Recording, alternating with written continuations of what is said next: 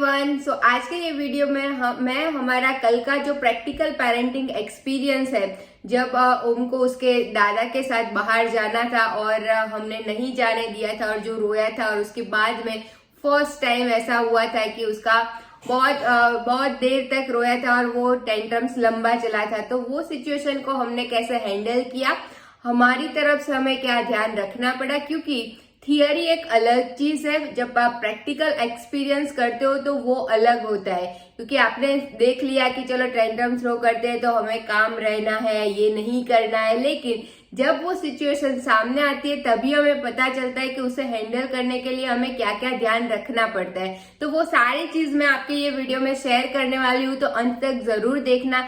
ये आपकी parenting journey को 100% इजी बनाएगा। I am Ami Gevariya. I am an entrepreneur and scientific girl sanskar trainer and also proud mom of Om Gevariya. तो कल फर्स्ट टाइम ऐसा हुआ, जो अभी तक मैंने जो स्टडी किया हुआ था वो मुझे प्रैक्टिकली अप्लाई करने का चांस मिला, लेकिन इतना आसान नहीं था। क्योंकि वो ऐसी सिचुएशन होती है जब हमारा बच्चा रोता है और हम एज ए मदर हमारे इमोशन को कंट्रोल में रखना और वो सारी चीजें याद रखना कि हमें उसके इमोशन को बाहर आने देना है, उसे रोना स्टॉप नहीं करवाना है, वो सारी चीजें तो उतनी आसान नहीं होती है। तो कल ऐसा हुआ था कि ओम को उसके ग्रैंडफादर के साथ बाहर जाना था, उसकी कार में जाना था। जब वो बाहर जा रहे थे तब तो हमने उसे नहीं जाने दिया था, तो वो रोया और उसके बाद में उसने वो बताया कि अभी हम उसे लेके बाहर जाए घूमने के लिए कार में लेके। लेकिन हमने पहले उसे मना किया कि नहीं अभी, क्योंकि वो दोपहर का टाइम था तो अभी हम नहीं जा सकते। तो वो बहुत रोया और इतना रोया कि अभी 2.25 साल का है, तो अभी पहली बार इतना रोया होगा उसकी लाइफ में। तो हमने क्या किया, वो पहले हम देख लेते कि टेंट्रम्स के दरमियान क्या किया, और उसके बाद में मैं आपके साथ बताऊंगी कि उसके बाद में हमने क्या एनालिसिस किया, ताकि नेक्स्ट टाइम जब ऐसी कोई सिचुएशन आए तो हम बेटर वे में कैसे उसे हैंडल कर पाए, और दूसरा ऐसी सिचुएशन अगेन ना आए उसके लिए हम क्या कर सकते हैं। तो सबसे पहले मैं आपके साथ ये शेयर करने वाली हूँ कि ये पूरे इंसिडेंट्स के दरमियान सबसे बेस्ट चीज क्या रही जो हमारे फेवर में रही। तो मैं मानती हूँ कि सबसे बेस्ट चीज ये रही है मेरे और मीत के लिए कि हमें पता था कि ऐसा फेज आने वाला है और ये टोडलर एज में बिल्कुल नॉर्मल है। सो हमने अपने आप को पहले से एजुकेट किया हुआ था टोडलर साइकोलॉजी के बारे में, उसे कैसे हैंडल करना है, वो सारी चीजों के बारे में। हम अच्छी तरीके से उसे हैंडल कर पाए।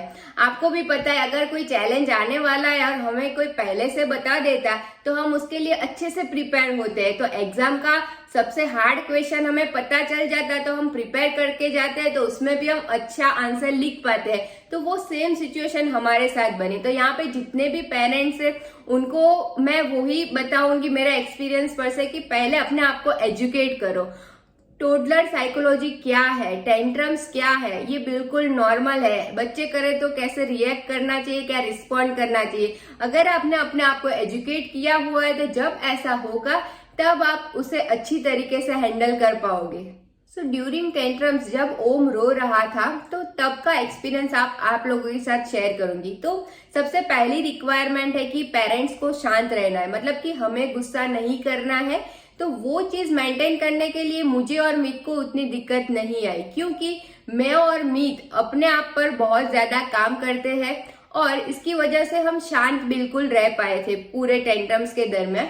लेकिन अगर आप ऐसे पेरेंट्स हो कि आप खुद शांत नहीं रह पाते हो, आपको गुस्सा आ जाता है, तो सबसे पहली चीज आपको करनी चाहिए कि अपने आप पर काम करना स्टार्ट कीजिए। यहाँ पे जितनी भी मदर्स है, आपको लगता है कि आपको गुस्सा आ जाता है जब आपका बच्चा रोता है या जिद करता है, तो मैं आपको बताती हूँ कि आप अपने आप के लिए टाइम निकालना स्टार्ट कीजिए। अब आपको जिसमें हैप्पीनेस मिलती है ऐसी कुछ ना कुछ एक्टिविटीज रखिए आपके पास, क्योंकि आप जब अंदर से हैप्पी होगे तभी ये सिचुएशन में शांत रह पाओगे। लेकिन अंदर ही गुस्सा भरा होगा तो जब ऐसा होगा तो वो गुस्सा ही बाहर निकलेगा।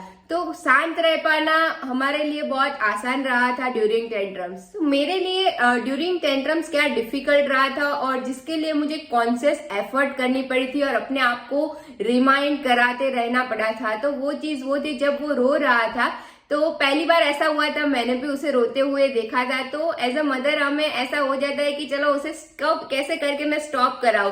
तो मुझे पता था कि उसे इमोशन फील करने देने हैं, उसे टाइम देना है वो इमोशन में से बाहर आने के लिए। तो वो टाइम पर मैं उसे शांत करने के लिए कुछ ना कुछ आइडिया आ जाता था कि उसे उसका ये फेवरेट खिलौना दे दूं, या फिर उसे बोलूं कि चल मैं यहाँ पे साइकिल लेके ले चलती हूँ, या फिर कॉम्पेंसेशन मतलब उसे बंद कराएगी। लेकिन अगर वो मैं करती तो उसके लिए अच्छा नहीं होता, क्योंकि मुझे उसके इमोशन को हैंडल करना अभी सिखाना था, तो वो मेरे लिए डिफिकल्ट था। तो तब मैंने क्या किया था, क्या चीज मैंने याद की थी ताकि मैं अच्छी तरीके से वो कर पाऊँ। तो मैंने एक ही अपने आप को रिमाइंड किया था कि देखो अभी वो 15-20 मिनट रोएगा तो उतना ज्यादा नुकसान नहीं है, लेकिन अगर मैंने अभी उसे रोने नहीं दिया तो वो पूरी लाइफ रोएगा। तो वो मुझे नहीं वो बहुत बड़ा नुकसान है, क्योंकि वो बड़ा होगा उसके बाद भी उसे इमोशन हैंडल करना नहीं आता होगा, तो वो लाइफ में कभी हैप्पी नहीं रह पाएगा। तो अभी 15-20 मिनट रोता है तो वो रोने दो, राइट। तो ये जब मैंने अपने आप को याद कराया कि मुझे शॉर्ट टर्म नहीं सोचना है, मुझे लॉन्ग टर्म के बारे में सोचना है, तो मैं अपने आप को कंट्रोल कर पाई थी और अपने आप को मेंटली प्रिपेयर कर पाई थी कि नहीं वो रो रहा है तो उसके लिए भला है, भले अभी मुझे अच्छा नहीं लग रहा है। ड्यूरिंग टेंट्रम कैसे कैसे सेंटेंसेस नहीं बोलने हैं और क्यों नहीं बोलने हैं, वो सारी चीजें मैं यहाँ पे नहीं शेयर कर रही हूँ, क्योंकि ऑलरेडी मैंने रील फॉर्म में आप लोगों के साथ शेयर किया हुआ है। तो अगर आपने नहीं देखे तो टेंट्रम की पूरी सीरीज है, वहां पे जाके आप देख सकते हो। और कल का जो हमारा इंसिडेंस रहा था वो 15-20 मिनट का चला था। उसके बाद में ओम का सोने का टाइम था, तो वो दूध पी के सो गया था। और उसके बाद में मैंने और मित ने क्या किया, तो उसका पूरा केस स्टडी किया। मतलब जब आप पेरेंटिंग में कोई भी ऐसी सिचुएशन आती है उसके बाद में सोचते हो कि ये सिचुएशन क्यों हुई थी, नेक्स्ट टाइम जब होगा तब हम कैसे बेटर वे में उसे हैंडल करेंगे, या फिर ऐसी सिचुएशन वापस से ना आए उसके लिए एज अ पेरेंट्स हमें क्या क्या स्टेप्स लेने चाहिए, तो पेरेंटिंग जर्नी बहुत आसान हो जाती है। जब तक आप पेरेंटिंग में बच्चे को सुधारने पर काम करोगे तब तक पेरेंटिंग बहुत मुश्किल है, लेकिन जिस दिन से कुछ भी हो उसकी रिस्पॉन्सिबिलिटी खुद पर लेके अपने आप में बदलाव करोगे, वो टाइम से पेरेंटिंग बहुत आसान हो जाता है। फिर ये इंसिडेंट्स के बाद मैंने और मित ने सबसे पहले क्या किया, तो सोचा कि ये इंसिडेंट्स होने के क्या क्या रीजन रहे होंगे, और मैं आप लोगों के साथ इसीलिए शेयर कर रही हूँ ताकि आपको भी आइडिया मिले जब ऐसा हो तो आप क्या क्या चेक कर सकते हो।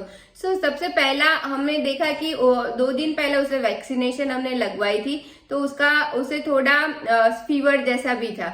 दूसरा उसका सोने का टाइम था वो टाइम पे, और तीसरा वो था कि हम जॉइंट फैमिली में रहते हैं, सो हो सकता है सब लोग उसे बहुत प्यार करते हैं। तो कोई बाहर जा रहा होता है और उसे जाना होता है और वो थोड़ा रोया होगा, तो वो फैमिली मेंबर रुक गया होगा और उसे लेके गाड़ी में ले गया होगा, तो उसे वो सिग्नल मिला होगा कि मैं रोता हूँ तो ये लोग मुझे बाहर ले जाते हैं। तो हो सकता है उसकी वजह से उसने ज्यादा रोया हुआ हो, वो भी एक रीजन हो सकता था।